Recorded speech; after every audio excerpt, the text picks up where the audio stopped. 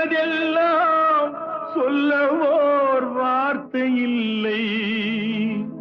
நான் ஊமையாய் பிறக்கவில்லை, உணர்ச்சியோ மறையவில்லை. என் தங்கமே உனது மேனி தாங்கி நான் சுமந்து செல்ல எனக்கொரு பந்தம் இல்லை. எவருக்கோ இறைவன் தந்தான். அந்த 4 பேருக்கு நன்றி.